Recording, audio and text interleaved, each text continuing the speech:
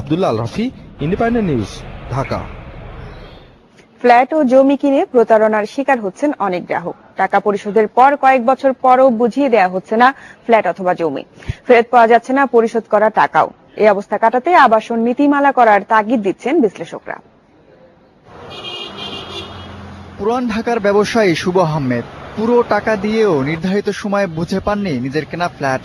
উল্টো শিকার হচ্ছেন দুর্ভোগের। তার মতো অনেকেই ফ্ল্যাট বা প্লট কিনতে গিয়ে প্রতারণার মুখে পড়ছেন। বুকিং মানি দিয়ে টাকা পরিশোধ করে আস্তে আস্তে 2-3 বছর যাওয়ার পরেও আমরা ফ্ল্যাটটা বুঝে পাচ্ছি না। উদ্দেশ্য ছিল খুব সহজেই টাকা দিয়ে ফ্ল্যাটটা নিয়ে একটা আশ্রয়ের ব্যবস্থা করব। এক এক সময় এক এক রকম রেট দেয়, তারপরে কিস্তিতে টাকা নেয়, এককালীন কিনতে গেলে ঝামেলা করে।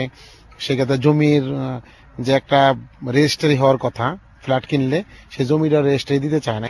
1970 সালে দেশে চালু হয় আবাসন ব্যবসা। বর্তমানে সারা দেশে প্রায় 3,500-এরও বেশি রয়েছে আবাসন কোম্পানি।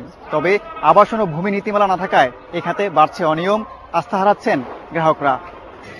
আবাসন মালিকদের সংগঠন রিহাবের সদস্য বিভিন্ন কোম্পানির বিরুদ্ধে গত এক দশকে অভিযোগের পরিমাণ প্রায় 1,500। এর মধ্যে বেশিরভাগের সমাধান হয়েছে দাবি সংগঠনটির। তবে রিহাবের সদস্য নয় এমন 2,000-এর বেশি কোম্পানির বিরুদ্ধে আছে বিস্তর অভিযোগ। এগুলোর সমাধানে নেই কোনো কর্তৃপক্ষ। আমাদের মেম্বার হচ্ছে 1100 বা 1200 মতন অলমোস্ট, আরো 1500 থেকে 2500 মেম্বার আছে। তারা কিন্তু দেয়ার নট কিন্তু আমাদের মেম্বার না। তাদের থেকে অনেকে ফ্ল্যাট কিনে প্রতারণার শিকার হচ্ছে, সেটার জন্য কিন্তু আমরা দায়ী না। বিশ্লেষকরা বলছেন আবাসন খাতে স্থিতিশীলতা আনতে নীতিমালা করা দরকার।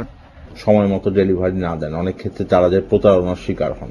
সেই ব্যাপারে কোনো বড় ধরনের পদক্ষেপ আমি এখনো পর্যন্ত ব্যবসায়িক সংগঠন বা সরকার কারোর পক্ষ থেকে অনেক বড়ভাবে দেখিনি।